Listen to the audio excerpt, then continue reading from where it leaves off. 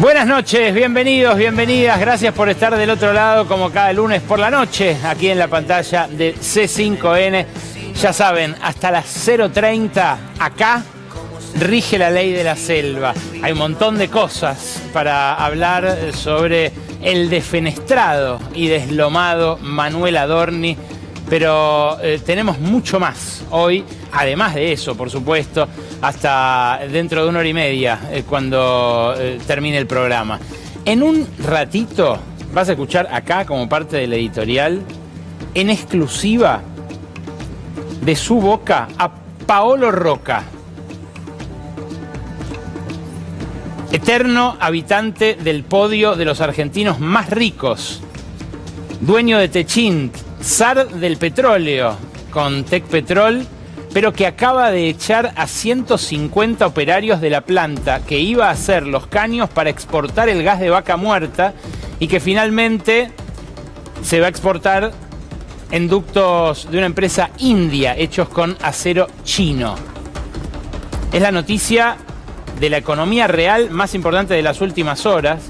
Se terminó de difundir hoy, aunque el aviso fue dado el sábado, y en un ratito te vas a enterar de lo que les decía hace 6 meses Paolo Rocca a estos operarios, los que hoy en Valentín Alsina se juntaron en asamblea para ver cómo hacen para revertir el desguace de la mitad de esa planta histórica que nunca había cesado su producción y que ahora el grupo Techint amenaza con cerrar.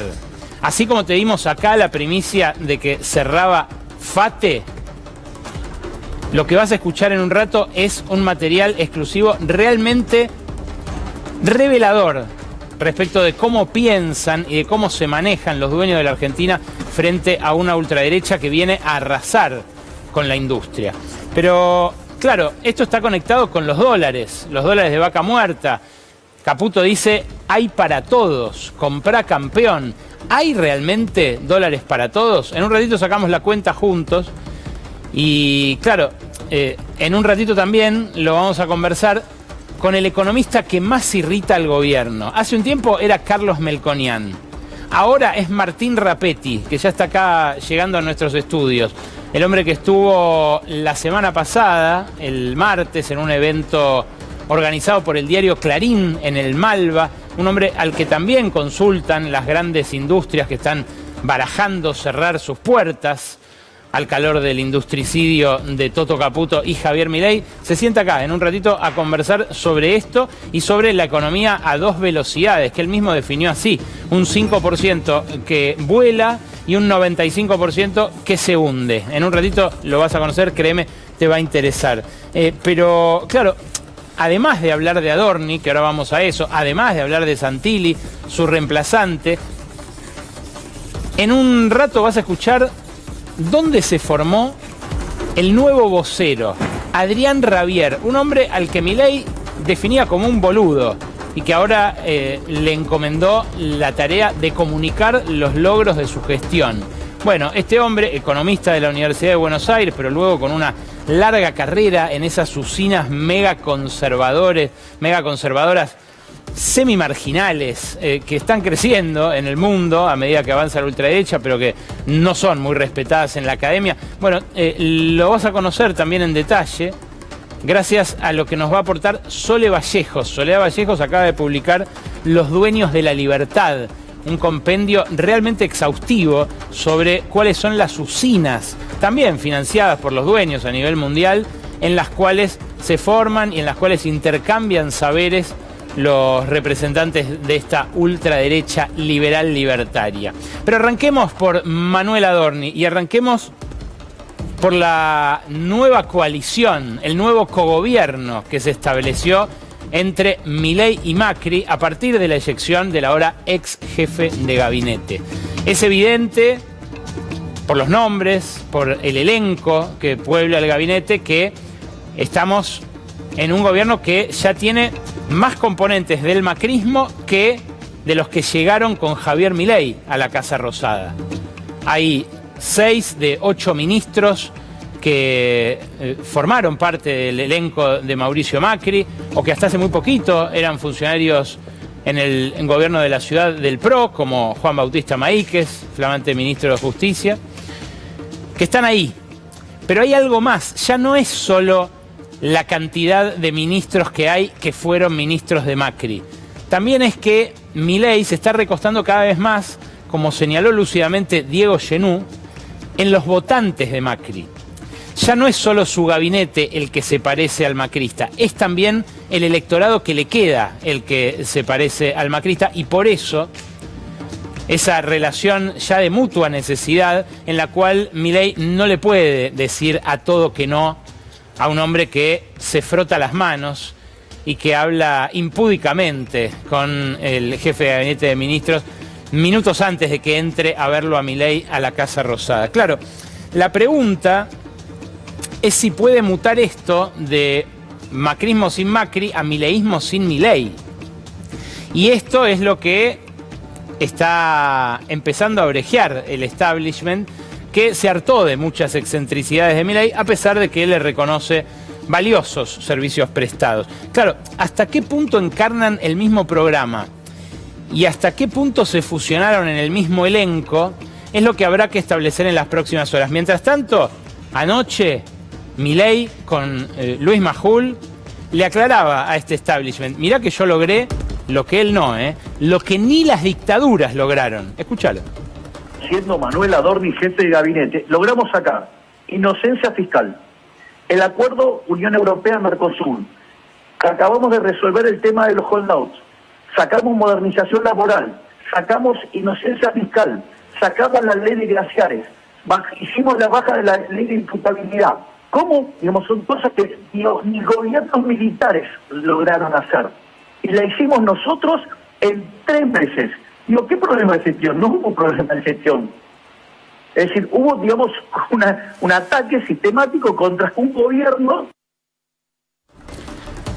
A ningún presidente democrático, a ningún presidente constitucional se le ocurriría decir que él logró lo que ni las dictaduras lograron. Pero el programa es tan similar al de la dictadura, el programa es tan similar al de Mauricio Macri, con sus mismos intérpretes, que la comparación es válida. Y lo loco es que esto que Milei se ufana de haber logrado es lo mismo que le reconoce el propio Macri el viernes en un acto del PRO, en el mismo acto donde emplazó a Milei a echarlo a Adorni este mismo fin de semana. Escúchalo. Entonces, ante tanto ruido, yo quiero decir que el PRO no cambió de opinión. El PRO cree que mantener a Adorni justamente destruye el cambio, destruye la confianza que necesita el cambio. Y nos termina embarcando a todos en esta cosa del ruido que, por ejemplo, no permite que todos valoremos, comentemos los avances económicos que han habido en el ordenamiento que la Argentina necesita para que ese ordenamiento traiga progreso, ¿no? Porque finalmente el ordenamiento solo tampoco alcanza, necesita de mucha confianza, de mucha inversión, y que estemos, en vez de valorar las cosas que hicimos para tratar de generar esa confianza, perdemos el rumbo, ese ruido hace mucho daño, mucho daño. Por eso hoy quiero ratificar que para este cambio es irreversible. Claro, uno lo escucha a Macri hablar de los logros y piensa cómo estará mirando este programa. Por ejemplo, un obrero despedido de la planta de Seat, de Valentín Alsina. ¿De qué logros habla Macri? ¿De los 350.000 empleados en relación de dependencia menos que hay que cuando asumió Milei? ¿De las 28.000 empresas menos que hay desde que asumió Milei? Insisto, en términos netos, no es que hay 28.000 empresas menos y se crearon otras. No. Hay 28.000 empresas menos contando las que se crearon, en total. ¿Hablará del logro de Paolo Roca? De deshacerse de esos 150 operarios con lo que costó formarlos, no solo a él, también a los anteriores dueños de esa planta de tubos. Claro, es algo que evidentemente comparten esos logros de los cuales uno y otro se ufana, de los cuales uno y otro pretende erigirse en el padre, arrogarse la paternidad. Claro, Macri se refiere seguramente a la baja del riesgo país, se refiere a que la inflación se morigeró respecto de la pesadilla del final del peronismo, pero no habla de los costos. Y los costos, bueno, no los menciona ni uno ni otro. Macri habla además en primera persona del plural, pero en primera persona al fin. Y dice lo que hicimos, lo que logramos, lo que sostenemos. Es imposible no recordar aquel sincericidio de Macri cuando dijo: es una fuerza política fácilmente infiltrable. Es una agrupación inmadura.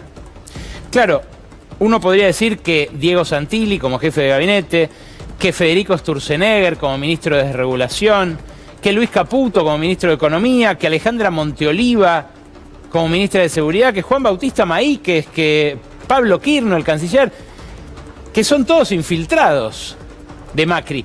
Y en rigor de verdad no lo son. Cada uno de ellos fue protagonizando su metamorfosis de la derecha hacia la ultraderecha.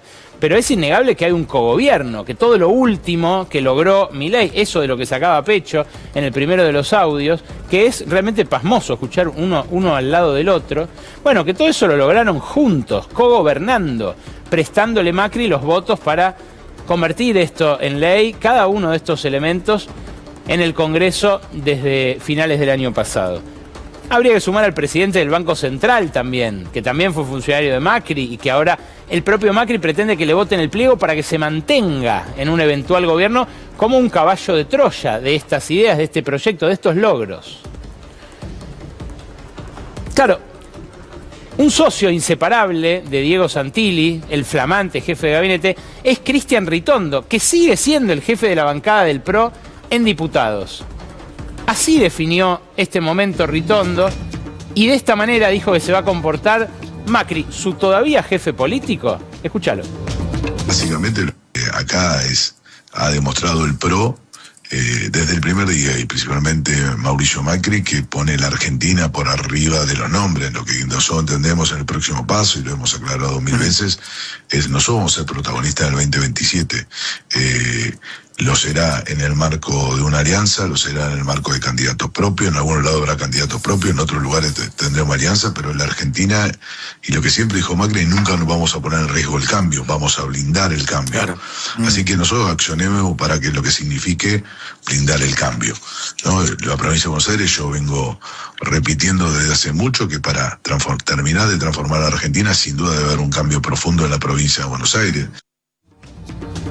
La provincia de Buenos Aires es el territorio que esta dupla política inquebrantable, la dupla Santilli-Ritondo, quieren volver a conquistar. El territorio donde con María Eugenia Vidal pisaron fuerte, pero del cual fueron desalojados por Axel Kicillof cuando, precisamente Vidal perdió aquellas elecciones en pleno hundimiento de Mauricio Macri.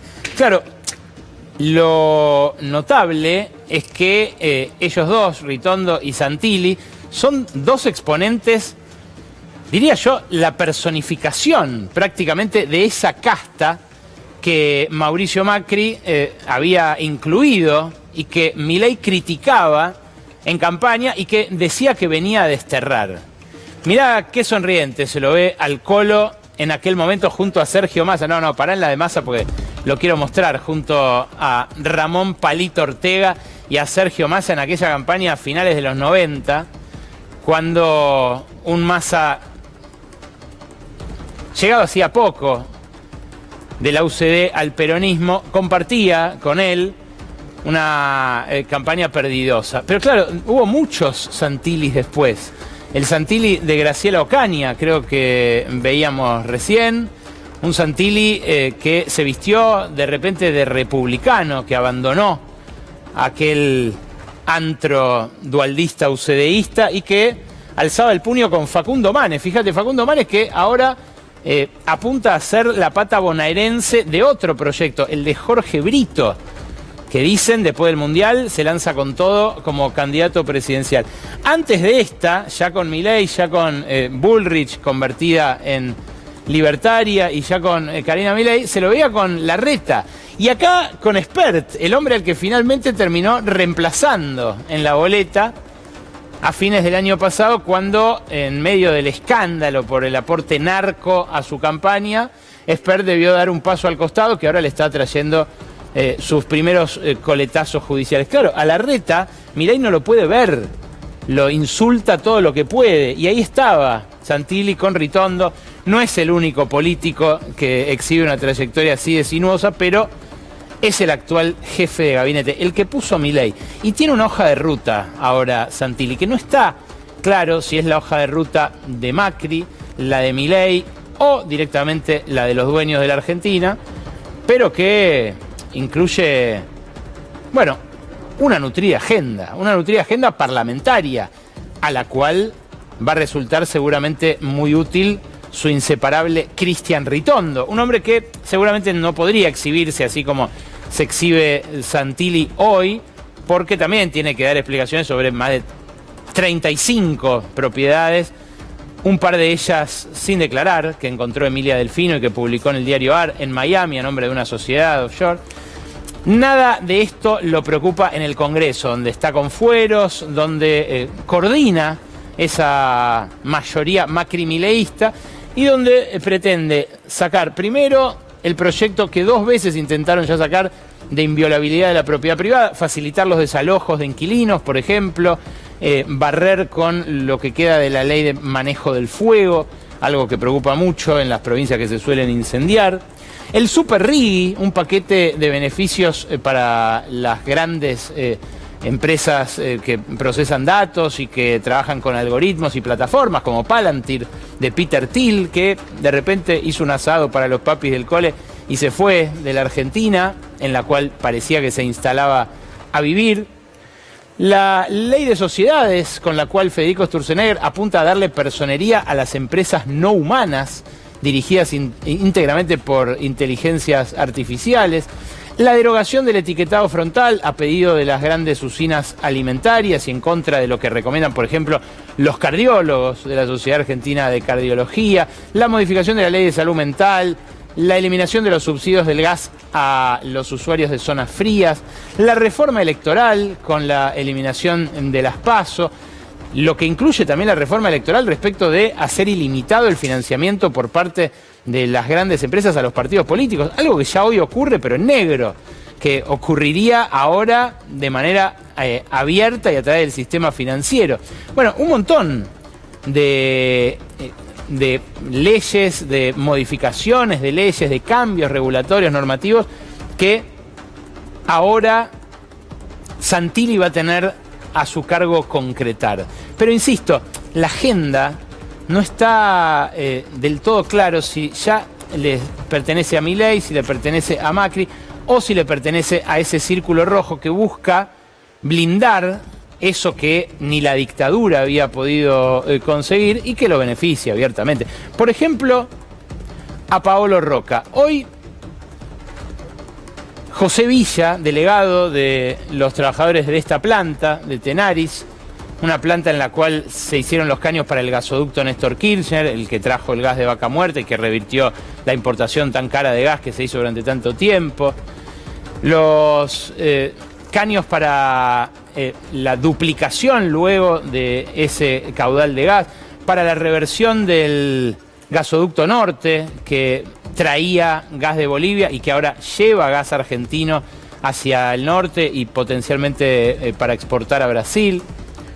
Bueno, José Villa, luego del anuncio de este fin de semana de la chique a la mitad de esa planta, me decía lo siguiente.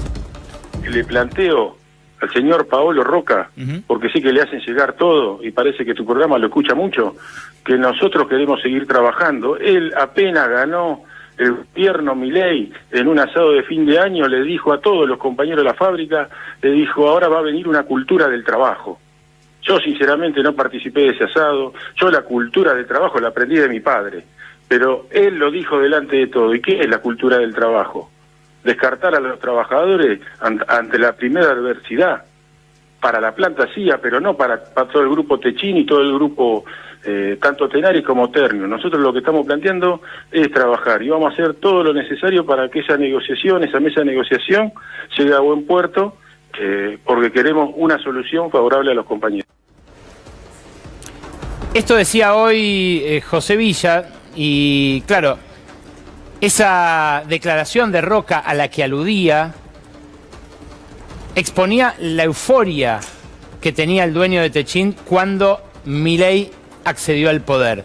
Una euforia que compartía con sus obreros, que compartía con sus gerentes, con sus ingenieros. Yo accedí también al contenido del discurso que dio apenas ganó Milei, antes de que asumiera, que hizo pública también en varios discursos a lo largo del primer año de la gestión, el año del gran reseteo, aquel 2024 de tanta penuria para tanta gente, para tantos empleados estatales que perdieron sus empleos, para los jubilados que fueron tan severamente recortados, para los discapacitados que también sufrieron ese recorte. Pero claro, en diciembre del año pasado, ya habiendo transcurrido todo 2025, Roca ya había advertido que este plan tenía como objetivo destruir la base industrial de la Argentina.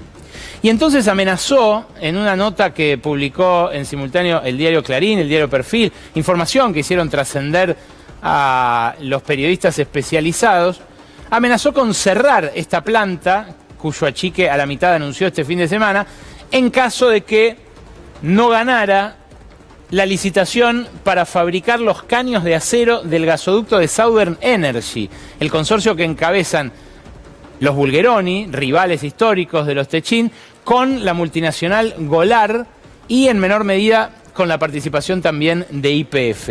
Esto que se publicó el 8 de diciembre fue una amenaza al gobierno de Milei y a los que estaban llevando adelante ese gasoducto, con los que, insisto, había rivalizado en 1000 ocasiones en compulsas de precios, licitaciones y demás. Después de esta advertencia, Roca va a la planta de Valentín Alsina, comparte un asado con muchos de los mismos operarios que este fin de semana, 6 meses después, echó. Y les dice lo que vas a escuchar ahora en exclusiva. Les dice, en primer lugar, que Vaca Muerta y que la expansión de la energía en la Argentina como motor del crecimiento los iba a tener a ellos, a los operarios que hacen ductos para exportar gas, en un lugar privilegiado. Este es el lugar para estar, les dijo Roca a sus operarios el sábado 13 de diciembre del año pasado. Material exclusivo, escucha. Argentina necesita desarrollar Vaca Muerta, necesita hacer inversiones en energía sin ninguna duda. Entonces las oportunidades están. Estamos en un sector, y CIET en particular, está donde tenemos que estar para poder contribuir, como hicimos con los gasoductos que producimos, con lo que vemos ahora duplicar, podemos contribuir a la transformación del país. El país tiene un eje de crecimiento sobre la energía. Era el lugar donde había que estar en diciembre, repito, hace 6 meses. Y escuchá además a lo que se compromete Roca ante los obreros. Es un esfuerzo compartido. A nosotros nos toca la responsabilidad de explicar al gobierno la importancia de tener contenido local, de hacer que las cosas se produzcan en Argentina. La capacidad de convencer a todo, desde el presidente Milei hasta todo el equipo del gobierno, de la importancia de dar prioridad al mercado nacional. Al mismo tiempo tenemos que bajar nuestro precio, que es lo que estamos haciendo, porque tenemos que competir como podemos. Nunca vamos a llegar a los valores que puede meter sobre la mesa China en este momento, pero tenemos que acompañar bajando. También está en ustedes, en la calidad, en la productividad, en la capacidad de hacer en la forma más eficiente que podemos estos productos.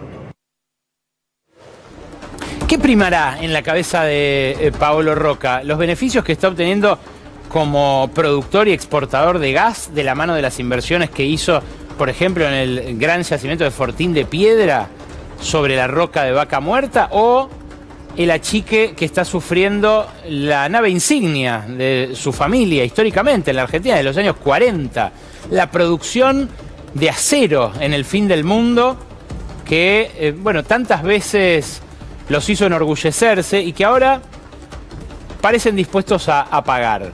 Digo porque así como dimos acá la primicia de que cerraba FATE, ya están por dejar de fabricarse neumáticos en la Argentina. ¿Qué va a pasar con Aluar si los hermanos Neus, amigos de Santiago Caputo, se quedan con Futaleufú? ¿Cómo va a obtener esa energía eléctrica indispensable para producir aluminio Javier Madanes Quintanilla, que está escondido abajo de una roca desde que cerró FATE? Que dicen ni siquiera se anima a conversar con otros empresarios de lo deprimido que quedó, también por haber tenido que cerrar después de 80 años, la que era la joya de la abuela en la familia Madanes. Bueno, es lo que habrá que ver de cara a las elecciones del año que viene, porque el Círculo Rojo ya está orejeando las candidaturas y lo que da la sensación que quieren blindar es un shock regresivo que, por ejemplo, hizo que en lo que va de este año, en la primera mitad de 2026, se hayan vendido 10% más de autos de lujo, a los cuales además les bajaron los impuestos, mientras el resto del mercado automotor se desploma. Es algo impresionante. Perdón, 60% creció la venta de autos de lujo. 10% es lo que caen las ventas del mercado estándar de vehículos.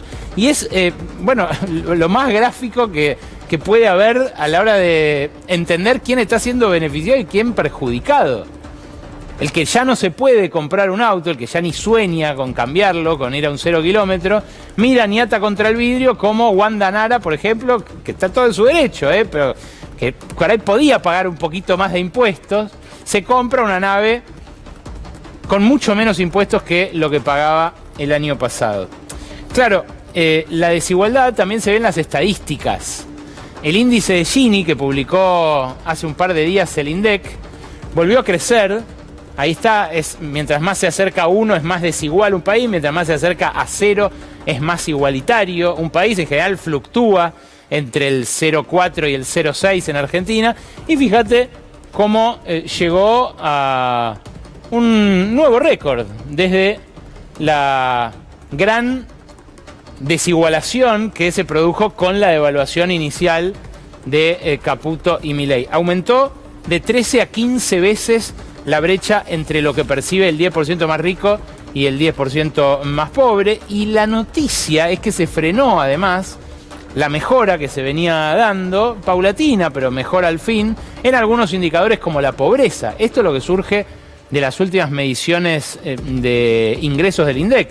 Fíjate, los ingresos reales de ocupados y asalariados quedaron estancados en valores reales del tercer trimestre del 25. Eso significa que se estancaron en un nivel 16% más bajo que hace una década.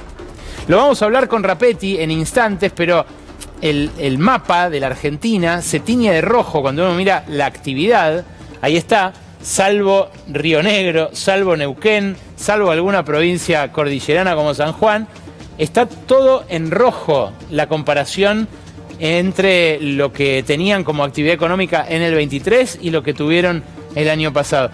Pero mirá el empleo, porque vos me decís, bueno, si por lo menos creciera el empleo registrado a lo loco en esas provincias cordilleranas y en Vaca Muerta, bueno, pero no, solo en Neuquén aumenta un 6% el empleo. En todas las demás el rojo es más profundo y en las que estaban verde en actividad está amarillo a la hora de hablar del empleo. Claro, lo que no aumentan son los buenos puestos de trabajo, al revés, caen, y lo que tampoco se recupera son los salarios.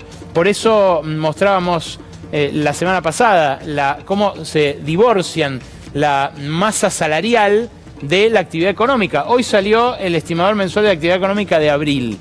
Dio un leve repunte interanual, aunque cae contra marzo. Pero claro, ya que crezca la actividad económica, que es la raya negra, no tracciona la línea del empleo, que es la raya roja. Y esto también habla de una economía a dos velocidades. Ahora, en esa economía a dos velocidades sube el dólar.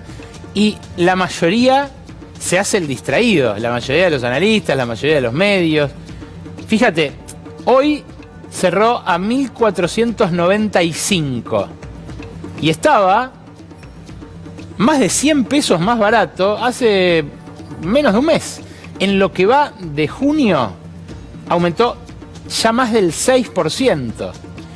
esos 110 pesos que subió el dólar muestran que quizás no sobran, como dice Caputo.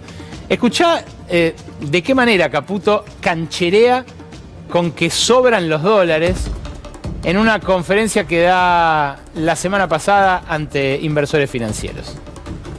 Esto es un modelo que favorece a la gente y además derriba otros mitos. Derriba mitos como el de la restricción externa. Habrán escuchado esa frase en donde el peronismo y el kirchnerismo particularmente se ha venido escudando por años. No, el problema es que en Argentina no hay dólares, entonces no había dólares para importar. Entonces, ¿cómo ser competitivo si no podés importar, no? No había dólares para repatriar dividendos, si alguna empresa había invertido y quería repatriar dividendos. No había dólares para la gente, si quería ahorrar. Tenían que refugiarse comprando en el mercado negro dólares y negrearlos, ponerlos abajo del colchón. Es decir, no había dólares para nadie, ¿no? Ahora, fíjense que en este nuevo modelo hay dólares para todos los que quieren importar.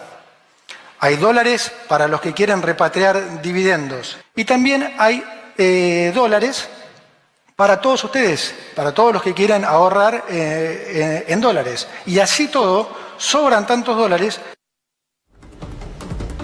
Le faltó el comprar campeón, ¿no? Sobran tantos dólares, dice el ministro, que nos lo compramos nosotros, nos lo llevamos a las reservas del Banco Central. Ahora le vamos a preguntar a Martín Rapetti, como les decía, uno de los economistas que más irrita al equipo económico con sus señalamientos, a los cuales ha descalificado, a quien ha insultado abiertamente Milei en reiteradas ocasiones. Le vamos a preguntar si sobran los dólares, efectivamente, porque el precio no parece sugerir eso. Claro, esos 110 pesos que subió el dólar este mes reflejan que van a entrar menos dólares a la economía de acá hasta el final del año, porque el petróleo se desplomó casi un 30%, que van a entrar menos dólares también por la exportación de soja, que cayó un 8% desde mediados de mayo. Fíjate, acá tenés, esto es un gráfico de la consultora 1816, ahí tenés petróleo, soja, tenés cómo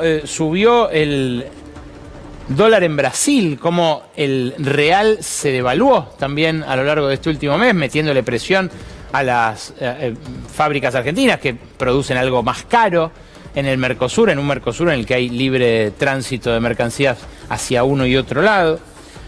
Pero claro, esto de que haya pasado a la zona de los 1.500, de la zona de los 1.400, tiene que ver también con la dinámica de las compras minoristas. Ese millón de personas que todos los meses compra sistemáticamente dólares, que puede hacerlo desde abril del año pasado, ilimitadamente, ni siquiera los 2 palos al mes que había en los primeros años 2000 tienen como límite, también son un factor desestabilizante. Fíjate, el informe del mercado de cambios que salió el viernes muestra que las compras de mayo de este año no llegaron a las de mayo del año pasado, cuando recién se abría el cepo, pero estuvieron cerca de los 3.000 millones de dólares. El acumulado de este año es muy superior al acumulado del año pasado.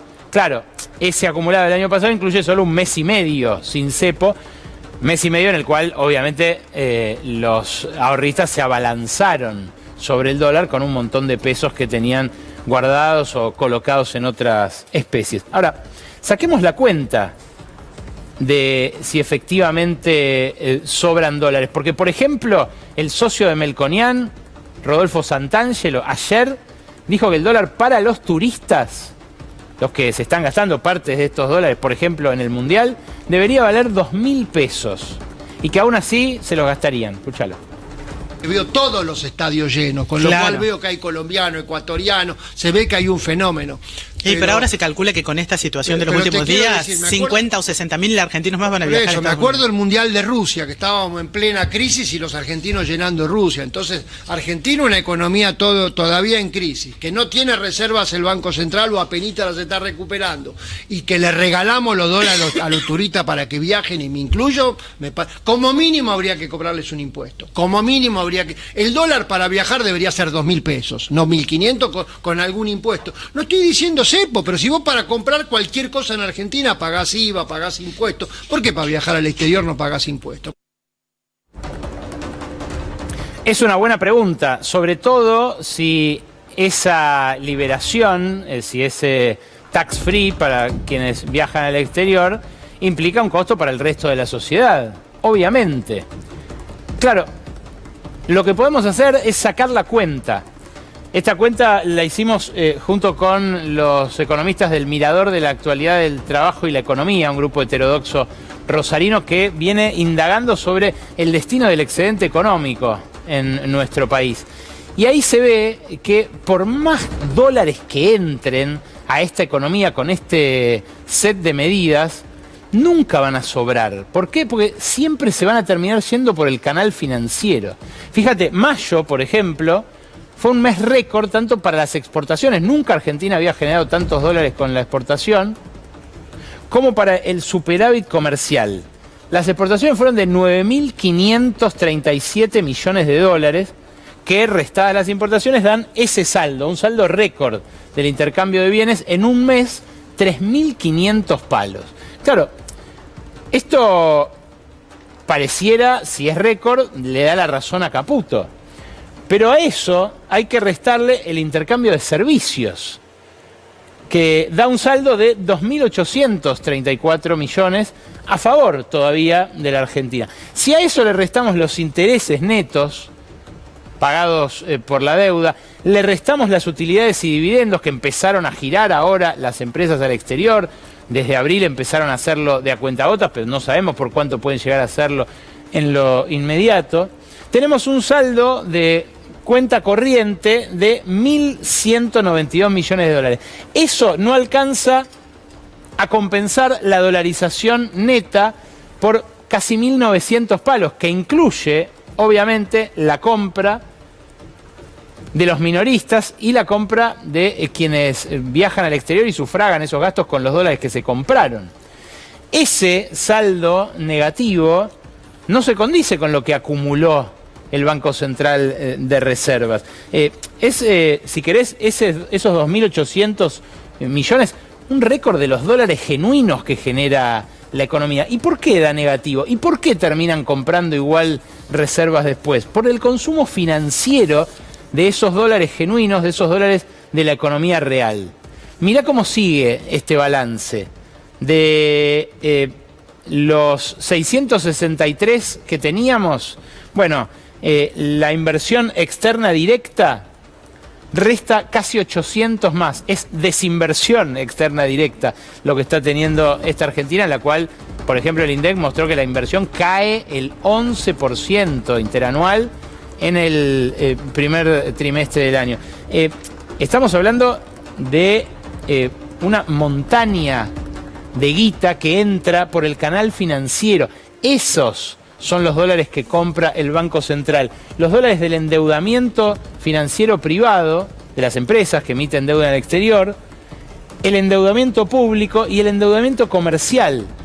Ahí es a donde sale un saldo positivo, que es el que compra Santiago Bausili desde el Central. Claro, son dólares que va a haber que devolver esos. Ya estamos viendo que las empresas el último mes no consiguieron pedir prestada tanta guita en el exterior.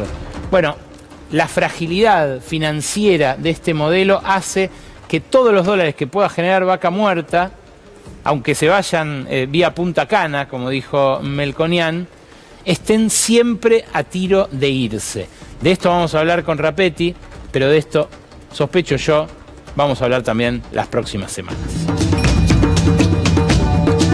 Martín Rapetti, gracias por venir a La Ley de la Selva. Buenas noches. Gracias por la invitación. ¿Viste la cuenta que saqué recién? ¿Viste los gráficos? ¿Sobran los dólares, como dice Caputo, o no?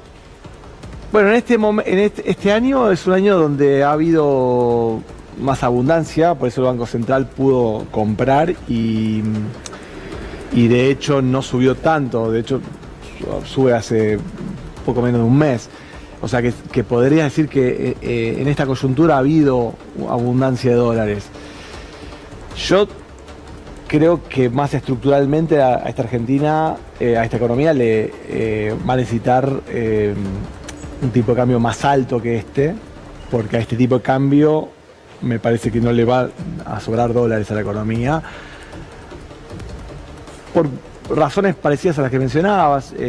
¿Cuánto más alto, Martín? Bueno, eso es debatible y no lo sé exactamente.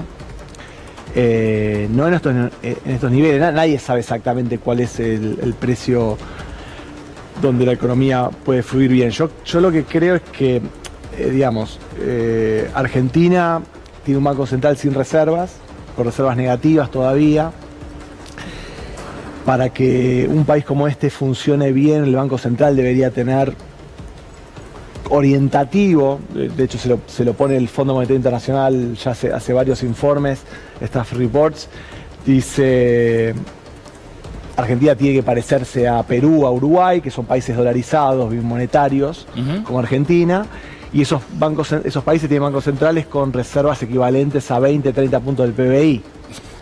Más que positivas, ¿no? Entonces, claro, si vos quisieras en 5 años tener 10 puntos de reservas netas, tendría que acumular 15.000 millones de dólares, acumular, no comprar, acumular 15.000 millones de dólares por año promedio. Cuenta rápida, ¿no? Sí. Y a eso, eso sería el excedente que tendría que generar el mercado privado para que venga el Banco Central y compre. El sector privado dolariza su portafolio. Vos mostrabas recién un número ahí que en un año relativamente tranquilo, el sector privado está comprando cerca de 3.000 millones al mes. Entre 2.000 y 3.000, ¿no? Sí, no un año electoral, el año electoral es más. Podés tener inversión extranjera directa positiva por ahí los próximos años, pero tenés dividendos y utilidades e intereses de la deuda pública y privada que pagar. Entonces, cuando haces la cuenta, para mí Argentina tendría que estar unos años con superávit de cuenta corriente, que eso significa básicamente un superávit de comercial, de exportaciones por encima de las importaciones. Y cuando hablo de exportaciones por arriba de las importaciones, incluyendo servicios. Claro, servicios que son del turismo, los viajes afuera, que más que compense lo que tenés que pagar de utilidades e intereses de la deuda. Bueno, eso no está pasando ahora. No, por eso. Lo que vos decís, entonces eso significa que necesitas un tipo de cambio más alto. Además, pensemos en una economía que debería crecer, porque este excedente se está generando también con una economía que está, salvo un par de sectores, virtualmente estancada, que sobreimportó el año pasado y se encontraron con muchos importadores que no tenían mercado para vender, entonces ahora con esos stocks no están comprando importaciones. Entonces, en una economía que crece y que quiere robustecer las cuentas del Banco Central, el activo del Banco Central, y vas a necesitar un superávit de cuenta corriente, y eso significa un tipo de cambio significativamente más alto que el actual. Cuando digo significativamente, no digo 2 monedas, digo un poco más que lo que estamos. Como dice Santangelo, ¿no? Bueno, no sé si hacer los niveles que dice Rodolfo, pero sí, significativamente más alto que actual. O sea, no sé exactamente cuánto, pero no menor. Vos decías la semana pasada, creo, en una intervención, o lo publicaste en un informe, que aún cuando Vaca Muerta estalle, siga creciendo como está creciendo en términos de generación de divisas, no va a alcanzar de ninguna manera a los países que exportan commodities a lo loco, como Perú, como Chile, como Australia. ¿Podés hacer rápidamente esa cuenta? Sí, Vaca Muerta es una cosa espectacular. Está creciendo a un ritmo impresionante, sorprende a todos. Creo que hay un consenso entre los analistas, la política, que efectivamente es una gran ventana de oportunidad para Argentina. Eso viene unos pasos más atrás la minería, pero fue la única política de Estado que tuvo Argentina en los últimos 20 años, ¿no? Exacto, sí, bueno, Servicio del Conocimiento también se la apoyó. Pero cuando vos hacés los números, te das cuenta que un país de la envergadura de la Argentina no puede vivir de un sector proveedor de divisas como la energía, como el caso de Vaca Muerta. O sea, si Argentina viaja, si Vaca Muerta viaja a la velocidad que promete viajar, vos vas a pasar, y sumando la minería, o sea, en un escenario muy optimista, pasás de tener $500 per cápita de exportaciones a 1.000 en 5 años. Y $1.000 de exportaciones es poco. Chile exporta 3.500 de cobre. Canadá 6.000 de minería y energía. Australia, con mucho menos población, 9.000. O sea, y obviamente todos estos países, Australia, Canadá sobre todo, que es un país de un tamaño parecido a la Argentina, que exporta 6 veces lo que vamos a exportar en el mejor escenario, sí. Tiene industria, tiene servicios, claro. O sea, tiene una canasta exportadora mucho más amplia. Entonces, no hay forma de que, digamos, de que así como se decía antaño, una buena cosecha nos salva, que vaca muerta nos salve, que nos tiremos a dormir porque van a llover los dólares y nos van a salir por las orejas. Como... Pero parece ser ese el plan, ¿no? Porque uno lo escucha... Bueno, si ese es el plan, está mal pensado, o yo lo veo mal pensado, porque, digo, hago los números y no veo cómo podés depender de eso, sobre todo por lo que mencionabas en tu editorial, que es una economía que el sector privado demanda mucho dólar. Hay otro dato muy importante. Cuando vos mirás a la economía argentina, el sector privado históricamente no es proveedor neto de dólares, es demandante neto de dólares. O sea, no trae, saca. Cuando nos contás a nosotros los argentinos que ahorramos en dólares. Sí, sí. Entonces, es difícil pensar que vos vas a conseguir financiamiento externo, privado, suficiente como para compensar lo que no te da un excedente comercial. Claro, lo que pasa es que la otra vez también pasó con Caputo. Mientras funcionan estos modelos a base de deuda y financiamiento externo... público en ese momento. Es cierto, en ese momento era público, ahora son las empresas las que más se endeudaron, pero que también van a tener que pagar. Mientras funciona parece ser recontra sólido, pero se desvanece en el aire en 3 minutos. Bueno, digamos, este es el país del Día de la Marmota, ¿no? O sea, digo, parecemos esquizofrénicos los argentinos, porque el año pasado, no 4 o 5 economistas, yo te diría un conjunto amplio de economistas, digamos, todos profesionales, pero que tenemos nuestras diferencias, nuestros matices. El grueso decíamos, mirá, está muy bajo el dólar, hay que flexibilizarlo, finalmente el fondo lo fuerza a flexibilizar. Che, el dólar, tendrás que comprar más reservas, estás corto de reservas, no mantengas el dólar tan bajo. No, mandril, no, que no entiende nada de economía. A vos te putearon tupido, ¿no? A los 2 meses estaban pidiendo la escupidera porque tenías la corrida, tuviste una corrida cambiaria fuerte, que si no aparecía Trump y Scott Bessent, salías del esquema de bandas. Entonces quiero decir, y 3 meses después estamos discutiendo si tenemos enfermedad holandesa, que significa básicamente que te llueven los dólares y que no sabes qué hacer con tantos dólares, teniendo el Banco Central con reservas negativas. Entonces, a ver, tratando de empatizar con el equipo económico, tratando de ponerte en los zapatos del equipo económico. Bueno, vos no vas a querer decir, estoy preocupado por el mercado cambiario. Vas camino, termina el Mundial en un mes, menos de un mes, empieza el clima preelectoral, se pueden empezar a dolarizar los portafolios.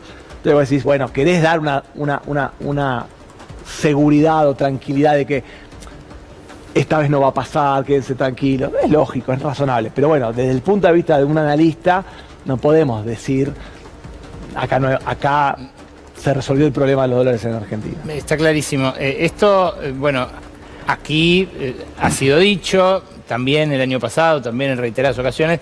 En tu caso, hay un adicional que es que se lo decís a muchos de los dueños. Hay gente que te consulta, que consulta a tu consultora, que sabe de tu trayectoria, el CEDES, en fin, un prestigio que hace que a uno lo convoquen a hablar. Y por ejemplo, la semana pasada te convocaron a hablar en un evento organizado por Clarín, donde está el vicepresidente corporativo de Techint en otro de los paneles, creo que a continuación. ¿Cómo ves vos a los dueños? ¿Cómo ves vos al ecosistema corporativo moviéndose frente a estas incertidumbres? ¿A qué te referís más concretamente? A los dueños de las grandes industrias no, pero locales. Digo, a cómo se mueven respecto a qué. Así, ¿ven estas mismas fragilidades que estabas describiendo vos recién? Yo creo que hay una sensación generalizada de que lo macrofinanciero está más sólido. Ciertamente la inflación bajó respecto de cómo heredó el gobierno de Milei, que estabas, no te digo en hiperinflación, pues no estabas en ese nivel, pero estabas en una situación de muy alta inflación, de casi 2 dígitos mensuales, incluso hubo meses de 2 dígitos mensuales. Uh-huh. Y ahora estás en una situación de bastante menos inflación. El riesgo país pasó lo mismo, estabas en 1.500, estás en las puertas de poder emitir deuda en los mercados internacionales. Entonces hay un clima digamos, estás acumulando reservas, hay estabilidad cambiaria, la aparición de vaca muerta y en segundo plano la minería le agrega oferta de dólares a la economía. Entonces hay ciertamente una situación de mayor solidez. Lo que creo que todo el mundo está viendo es que, salvo los sectores donde realmente hay ventajas competitivas, aún con un dólar bajo, como puede ser la minería y la energía, uh-huh, o incluso el agro, hasta por ahí, el resto de la economía está paralizada, o está estancada, o está en caída. Y yo creo que eso está preocupando a toda la gente que piensa en la Argentina, y ahí hay una preocupación. Y es una preocupación válida porque, digamos, a mí me parece que está bastante claro, está muy estudiado en Argentina, en América Latina, en Estados Unidos, que cuando vos cerrás una fábrica, cerrás una empresa, despedís un trabajador, la economía no es como la vemos en las aulas de la facultad, en los libros de texto más sencillos, donde rápidamente ese capital que se destruye y esa mano de obra que queda desempleada se reubica fácilmente en otro sector de la economía. Los trabajadores vienen con un saber que no es fácilmente trasladado de una operación a otra, y vos no podés trasladar un telar a convertirlo en una perforadora para sacar gas o petróleo en un pozo petrolero. Entonces,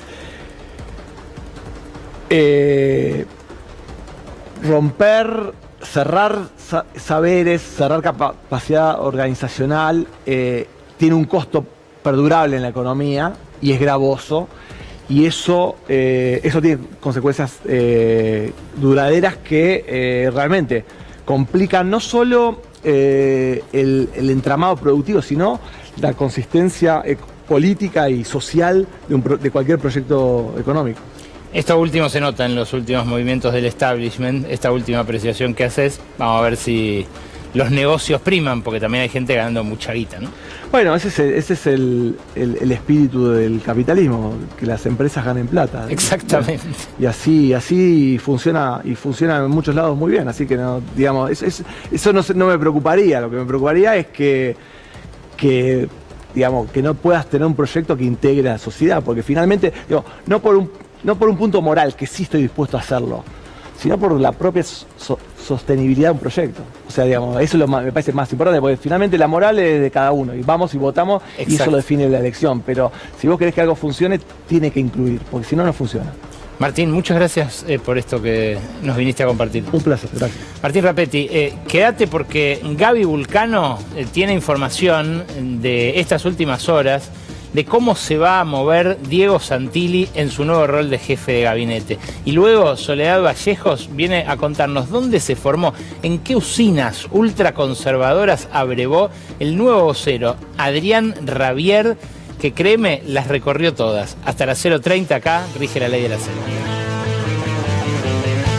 Sí, es otra noche mundialista, pero también es una noche en la cual empieza a carretear para una gestión como jefe de gabinete Diego Santilli, el hombre que ¿Quería Macri en ese puesto? El hombre que viene a encarnar, en todo caso, el nuevo rebalanceo de fuerzas en el Macri-mileísmo. Contame vos, Gaby Vulcano, buenas noches. ¿Qué tal, Ale? Buenas noches. La pregunta que se hacen varios por estas horas es ¿para qué llegó Diego Santilli a la jefatura de gabinete? Vos me dirías, pero es una obviedad. Vino a reemplazar a Manuel Adorni, claro, que ya era un funcionario que no podía seguir dentro del gobierno de Javier Milei. Bueno, pero Santilli tiene algo más que hacer en el gobierno de Milei. En principio, te digo, tiene 3 misiones. A ver. Una de ellas es controlar, vigilar de cerca a Patricia Bullrich. Epa.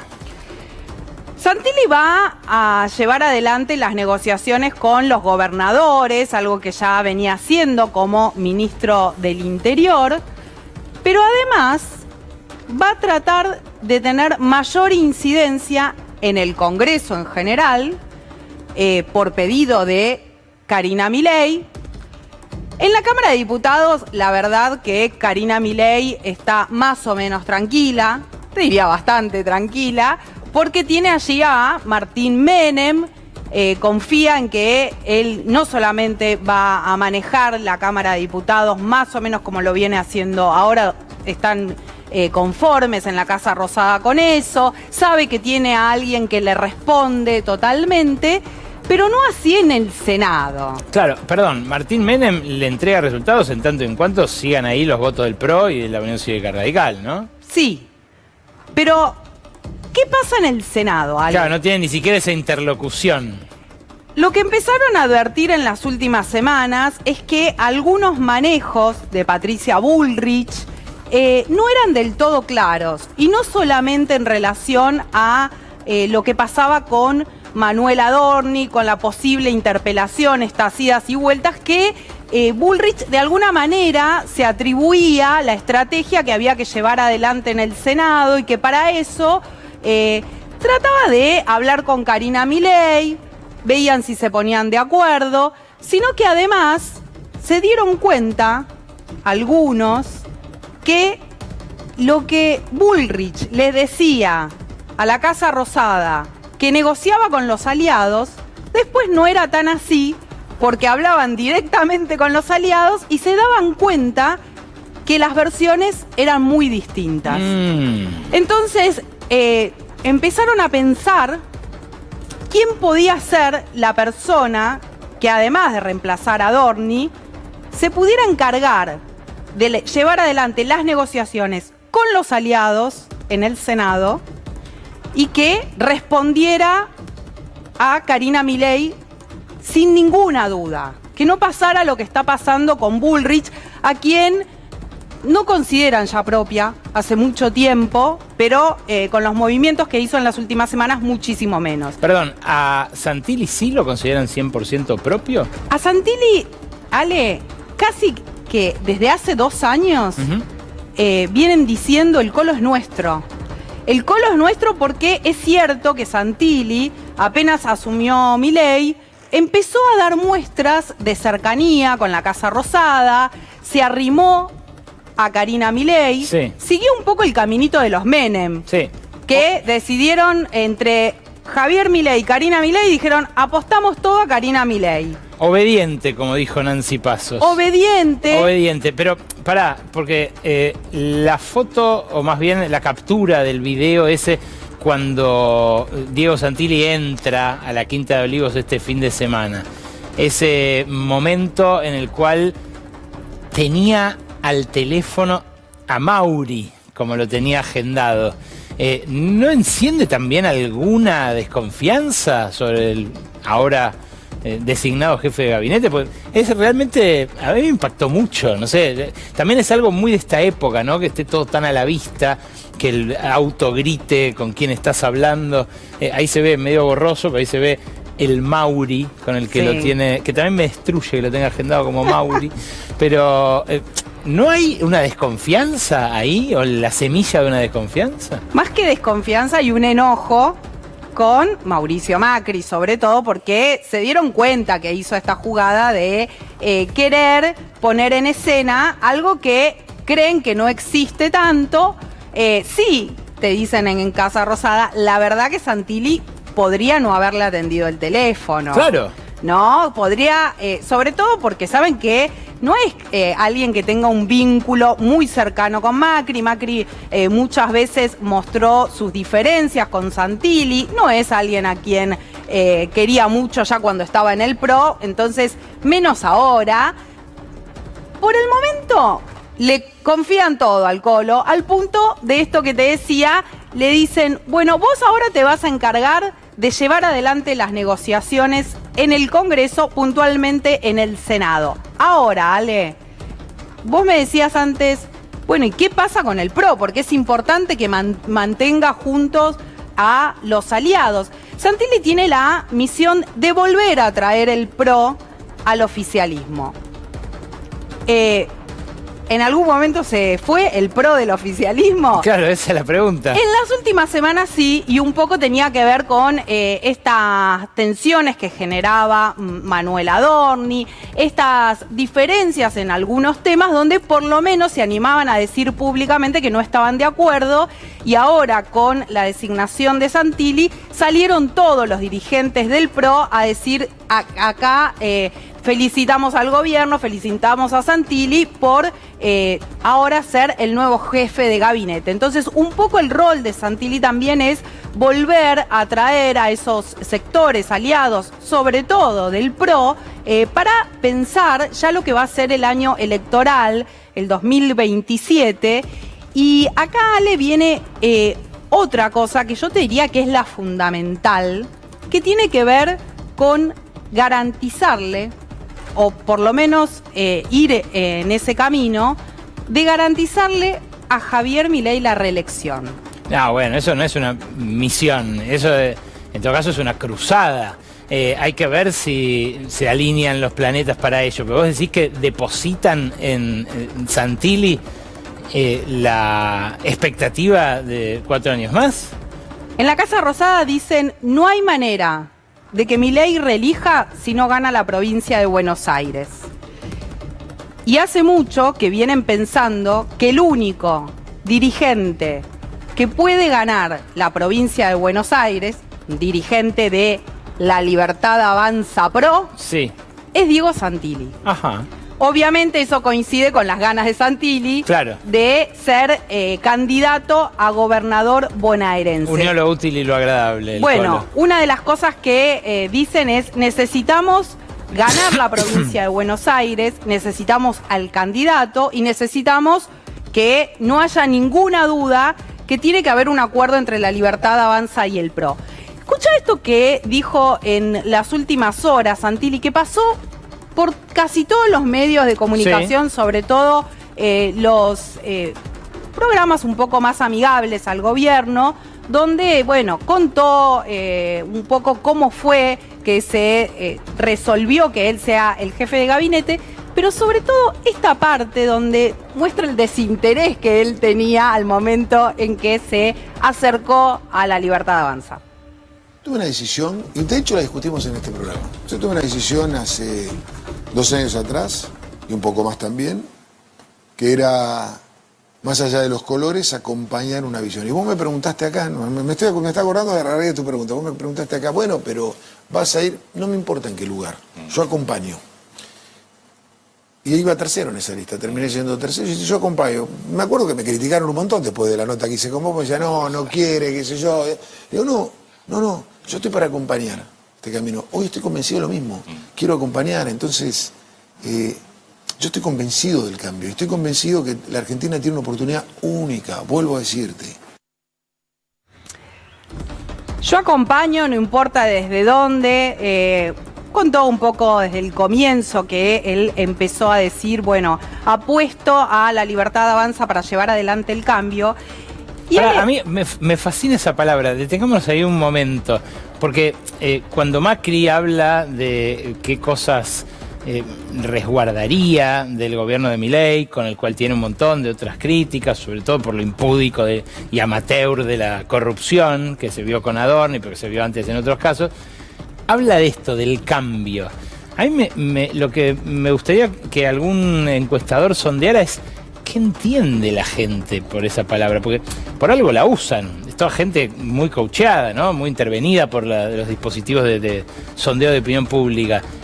¿Por qué lo dicen tan insistentemente? ¿A qué se refiere? ¿Realmente se decodifica eso desde la sociedad? ¿Identifica a la gente a estos dirigentes que han pasado por tantos partidos como Santilli o como Bullrich con el cambio? ¿Qué es ese cambio en todo caso? ¿Que no vuelva el peronismo? En principio, Ale, la palabra cambio es la palabra que identificó históricamente al PRO. Exacto. A Cambiemos en su momento. Sí. Y donde hasta algunos se animan a decir la libertad avanza cada vez más, está virando a lo que en algún momento significó el PRO en términos del electorado. Claro. Pero también en esta nueva etapa que quiere llevar adelante. No, pero evidentemente se soltó, se escindió de una porción de la sociedad que la acompañó y que lo llevó a la Casa Rosada Milei, ¿no? Ahora, algunos dicen en el gobierno que la decisión de designar a Santilli, teniendo en cuenta estas cosas que el gobierno empieza a decir, necesitamos esto para la etapa que se viene, pensando en el año que viene y demás, es que la decisión de nombrar a Santilli ya la tenían en la cabeza hace mucho tiempo, que no sabían cómo darle salida a Adorni, y que hay algo que llama la atención sobre el asesoramiento que recibió Adorni en el último tiempo, porque fíjate que cada vez que Adorni daba una explicación, que hablaba sobre su situación patrimonial, lo primero que pensabas es, che, qué fallida que es esta explicación. Qué dificultad que tiene para poder dar cuenta de la situación en la que está, para tratar de argumentar, de buscar alguna explicación que cierre. ¿Vos decís que no eran las limitaciones de su intelecto, sino una especie de trampa que le tendieron desde adentro? Bueno, ¿quiénes lo asesoraron a Adorni en el último tiempo? ¿Y cuál era la finalidad? ¿Quiénes?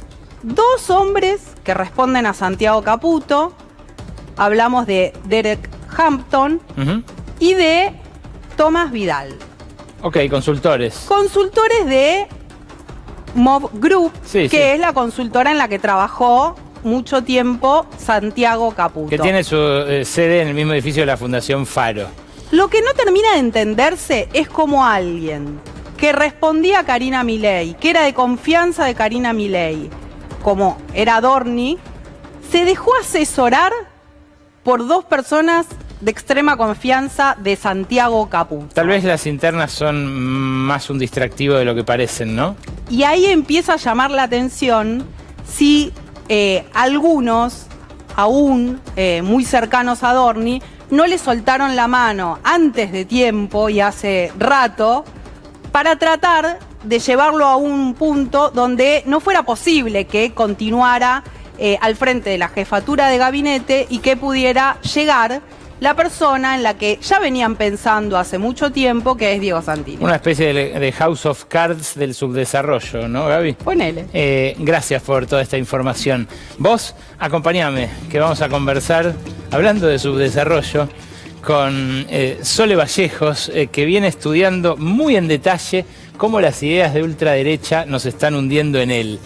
Acaba de publicar Los Dueños de la Libertad. Mostralo, Sole, bienvenida, buenas noches. Hola, buenas noches. Gracias por venir. Mostralo a aquella cámara, mirá, a la cámara 2, que ahí está, ahí lo va a tomar. Ese es el libro que publicaron, ¿cuándo ya? Fines del año pasado. Fines del año pasado, justo con muchísimo éxito en Aguilar. Bueno, la verdad, te quiero preguntar por dónde se formó Adrián Rabier, porque me sorprendió ver un posteo en un blog suyo del nuevo vocero del presidente, que además el presidente definía como un boludo. Otras épocas. En otras épocas, hace 2 años, ponele. Bueno. Y me sorprendió ver que defiende abiertamente a Pinochet, por ejemplo. El tipo que mañana va a dar una conferencia de prensa por primera vez. A ver, lo que hace es seguir la lógica de Hayek, ¿no? Adrián Rabier, en la presentación que hizo ante la prensa, ante la sociedad, que no fue una conferencia, que él bien aclaró y leyó prácticamente todo, casi sin mirar a cámara, sin mirar a los colegas. Eso fue muy raro, porque sí es alguien que tiene alguna noción de comunicación y está notablemente más alfabetizado que el vocero anterior, ¿no? Adrián Rabier se licenció en Economía en la UBA, hizo una maestría en SEADE, en la Escuela Superior de Economía y algo de Empresas. Yo soy muy mala para las siglas, pero ese lugar... La de los Venegas Lynch. Era de los Venegas Lynch y hace unos años tuvieron que venderla porque de Administración de Empresas por ahí saben, pero de Administración de SEADE era más difícil. Entonces hace unos años entró una empresa que tiene origen en Panamá, que sabe mucho de educación virtual, y están apuntando a eso, ¿no? Hagamos una universidad moderna, no hace falta que la gente Viniendo de diplomaturas de varios encuentros online y chau. Sí, por ahí muchos, pero online, como flexibilizar los requerimientos, ¿no? Entiendo. Tan académico como lo conocemos. No parece ser un gran pergamino la SEADE. ¿Dónde más estudió? También estuvo, y esto es notable, hizo su doctorado en la Universidad Rey Juan Carlos. El doctorado en Economía Austríaca, que es un gran logro, de Jesús Huerta de Soto. ¿Te acordás de ese teórico español de la escuela austríaca, a quien Milei fue a ver a un canal de tele cuando vino hace un año y algo? De visita a Argentina, el grito del profe, y estaba muy emocionado y rompió en una entrevista. Creo que sí, creo recordar esa emoción. Estaba muy emocionado el presidente. De Milei. Y vos decís que entonces Huerta de Soto fue el tutor. Fue el tutor de la tesis de doctorado de Adrián Rabier. Bueno, ya nos vamos haciendo el personaje, ¿no? Claro, ahí además tenés redes, ¿no? Y esa es una de las cosas que a mí me interesaba en el libro. Entender la lógica de las redes libertarias que son transnacionales. Vos tenés a alguien como Rabier, no es el caso excepcional, es alguien interesante, eso sí. Se formó en la UBA, fue a SEADE privado, de ahí fue a doctorarse a Madrid. Desde Madrid, Huerta de Soto lo recomendó como alguien que sabía mucho de economía aplicada, de economía austríaca, a la Universidad Francisco Marroquín. ¿Qué es la Marroquín? La primera universidad libertaria de Latinoamérica, que queda en Guatemala. Es un campus enorme, todo verde, es como si fuera un country pero académico. Mirá. Que tiene la Alameda Montpellier, el no sé qué Mises. Es una topología súper interesante para entender de qué se trata. Y él ahí fue docente mucho tiempo y todavía está bastante vinculado. Hay muchos argentinos libertarios muy cercanos al palo liberal libertario, que en algún punto rodea al presidente desde lo académico o intelectual, si querés, laburando allá. De hecho, hay una especie de laboratorio que se dedica a analizar lo que pasa exclusivamente en la presidencia de Javier Milei. Wow. ¿Eso fondeado por quién? Bueno, depende qué, depende cuándo. La Marroquín existe desde los 70 y es el modelo de SEADE, digamos. Venegas Lynch, padre. Venegas Lynch, el prócer. El hijo, que es el padre. El hijo, que es el padre, y que es el padre de Joaquín y de Berti. Exacto. ¿No? Él fue docente 2 años en la Marroquín, vio cómo se fundó, entendió los basics, digamos, y vino y creó la SEADE sobre ese modelo. La Marroquín sigue funcionando como universidad, lo consiguió Italia, hay muchos egresados de ahí dando vueltas por el mundo. No solamente libertario. Ahora, Sole, hemos laburado esto juntos. En general estas usinas tienen sus padrinos, magnates que buscan que las ideas más retardatarias, más conservadoras en lo económico prosperen y sean cada vez más escuchadas. Bueno, hay un grupo, están los hermanos Koch, K-O-C-H, que son norteamericanos. Uno de ellos fue uno de los fundadores del Partido Libertario en Norteamérica, fue candidato a vicepresidente. Sin mucho éxito, no llegó ni al 5% de los votos la fórmula, en el 70 y pico, 80. Me acuerdo de los Koch brothers. Sí, bueno, ellos todavía están muy presentes, ¿no? En todo lo que es política libertaria. En algún momento fondearon mucho Atlas Network, que es esta gran organización paraguas, que lo que hace es como tender redes y puentes entre fundaciones de todo el mundo. Mira, ahí está la ficha de la intercambiar recursos. Ahí está bueno, la ficha esto es Faro. de la Fundación Faro, que, bueno, acá ha recibido... Es más de entre casas, Faro. Sí, digamos la verdad, no 5, es una cosa... Pero recibió 5 palos verdes puede de pasar. los magnates argentinos en un trimestre. El único trimestre del que conocemos un balance, ¿no? Estamos detrás del... pero no sabemos los nombres porque a ver si todavía infringimos la ley antilavado. Claro. Notable. Eso es hermoso. Es increíble. Increíble la respuesta del IGJ. Completamente increíble. Pero... Bueno, pero Faro está modelado en base a eso. Lo que pasa es que es distinto. Pero ahí está él, ahí está Ravier, ¿no? Sí, bueno, fue el director académico de Faro. Ahora hace un tiempito lo dejó para asumir este cargo nuevo. Claro, pero cuando asumió lo primero que hizo fue ir a dar esta conferencia junto con Milei. Lo que te quiero decir es, con Ravier nos vamos a encontrar a partir de mañana, cuando dé esta conferencia de prensa, con un canchero, sobrador, irritante como Adorni, o con un tipo algo más, aunque sea apenas algo más sofisticado.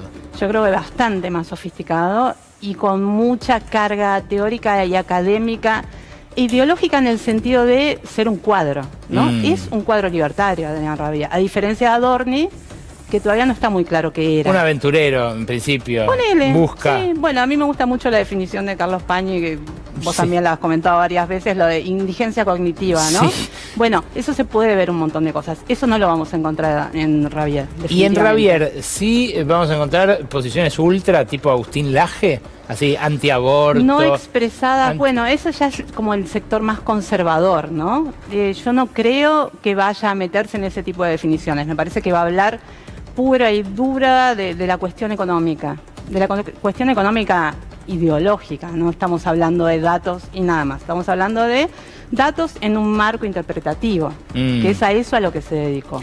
Le toca una parada más difícil que Adorni, porque este es un gobierno que, si bien ahora parece haberse estabilizado en la caída, perdió muchos adherentes, ¿no? Sí, pero confía, yo no he hablado con él, he hablado con un montón de gente del mundo libertario y me interesa muchísimo entender dónde están parados, qué piensan, cómo se formaron, cómo llegan ahí y cuál es la expectativa en el mundo político actual. Entre esos interlocutores no estuvo él, lo aclaro por las dudas. A mí me parece que él confía en tener otras herramientas comunicacionales y que las tiene. Ahora, cómo eso se vende es otra cosa, ¿no? ¿Qué relación crees va a tener con la prensa? Porque la relación de Adorni con la prensa fue muy conflictiva, cuando era vocero y luego cuando fue jefe de gabinete. Bueno, por ahora sonrió, dijo que respeta mucho al periodismo, pero no cambió nada en la situación de los acreditados en Casa Rosada. Sigue rigiendo ese esquema hiper restrictivo que conocen y que comentan muy bien los colegas que están acreditados ahí, de puedes pasar por este pasillo, pero no puedes mirar para ahí porque te ponemos un papelito, no puedes preguntar esto. Sigue ahí modificada por decreto la normativa de acceso a la información pública. ¿No? Que entre otras cosas nos bloquea, por ejemplo, los nombres de quienes financian la Fundación Faro. O la cantidad de preguntas que puedes hacer, ¿no? Todos hacemos todo el tiempo, yo lo hago un poco por deporte y porque hay cosas que me interesan puntualmente y hay que seguir preguntando y en algún punto recibís respuestas un poco raras, ¿no? De esta administración. Entre esas usinas de pensamiento donde se formó Ravier, ¿identificás algún exponente que también valga la pena mirar para conocerlo? ¿Alguno de sus maestros, además de Huerta de Soto? Bueno, hay alguien que no fue su maestro, sino un colega suyo en la Marroquín, en esta Universidad de Guatemala, que es un argentino, el ex juez Ricardo Manuel Rojas, que en algún momento sonó como posible ministro de Justicia, era medio un blef. Lo que se decía es que él solo iba a aceptar otro cargo y no te lo blanqueaban, pero supuestamente iba a ser para la Corte Suprema si se lo ofrecían. Pero está radicado en Guatemala, trabaja en este observatorio de gobierno de Milei, es parte fundamental de la Marroquín y no es el único argentino. Hay una dinámica de formación y de intercambio, insisto con esto, las redes son transnacionales. Entonces no hay un lugar y ahí se genera todo y ahí te lo van trayendo, sino que se construye en el ida y vuelta. Bueno, hay un ida y vuelta con Chile, permanente, lo vemos en Faro. Hay un ida y vuelta con Guatemala, Perdón, lo vemos con España. lo vemos en el viceministro de Economía, en José Luis Daza. Sí. Bueno, ¿y te acordás que en un momento sonó como posible ministra, no recuerdo si de Educación, perdón, Eleonora Urrutia? No Argentina-chilena, de Mendoza. Mirá. casada con un chileno que está mucho acá y allá. Y ella también sonó. Entonces, la cuestión de las nacionalidades va por otro carril. Claro, es como una derecha extraterritorial. Hay una lógica, sí, porque, a ver, nadie se salva solo, dice un sector político, ¿no? Sí. Bueno, hay algo de eso. Si hay solamente un país que toma para sí las normativas, las ideas liberal-libertarias, a rajatabla, pero todo alrededor no, ¿a ese país le sirve? Para la lógica libertaria, no. Entonces tiene sentido desde esa lógica, bueno, yo y el vecino y el de más allá, fíjate si podemos ahí tener algún contacto. Bueno, y va creciendo y tienen paciencia. Bueno, cuando uno ve el mapa de Sudamérica, ve a Abelardo de la Espriella triunfante en Colombia, Keiko Fujimori en Perú. Hay gente como Cerimedo viajando por todos lados, donde Cerimedo viajó, fructificó algo. Es un técnico. La vez pasada, hace un mes y pico, el secretario general de la COB, de la Central Obrera Boliviana, me decía, y no le salía el nombre, me decía, un argentino que viene acá a asesorarlo a Paz, era Cerimedo. Sí, y su nombre sonó mucho durante la campaña. Hubo polémica en Bolivia. En Bolivia, claro. Él estaba escaldado por eso, el dirigente en el medio del conflicto que tiene Paz, que dicho sea de paso, enfrentó una resistencia mucho más tenaz que la que enfrentó Milei acá, ¿no? Sí, tiene otros modos políticos en Bolivia, ¿no? El estallido tiene otras reglas, no es como acá. Sole, brevemente, ¿estas redes tienen más poder, más potencia ahora que Milei desplegó los recursos del Estado argentino? ¿Estamos siendo nosotros parte de la expansión de esta ultraderecha en la región? Yo creo que estamos siendo como un laboratorio de estas ideas liberal-libertarias, ¿no? Es la primera vez, realmente es la primera vez que un libertario o alguien que se declama libertario, porque hay que ver si tiene los pergaminos. Milei llegó con 45, 46 años a este universo de fundaciones, de think tanks, de universidades. Hay gente como Rabier que nació y se crió en ese mundo. Es completamente diferente, otra formación. Pero sí es cierto que hay algo de laboratorio en el cual participan todas las tribus, ¿no? Los liberales no son solamente de un tipo. Hay 500 internas, se quieren, se matan, lo que sea, pero entienden que tienen que ir unidos. Entonces están en eso, en lo local. Y en lo internacional están mirando con mucha atención. Es Soledad Vallejos. Mostrá de vuelta el libro, Sole, por favor. Pueden encontrar mucho más sobre esto en Los Dueños de la Libertad. Gracias, Sole, por acompañarme esta noche. Chao. Y con ustedes nos reencontramos el lunes próximo a las 11, como todos los lunes, aquí en la pantalla de C5N. Chao.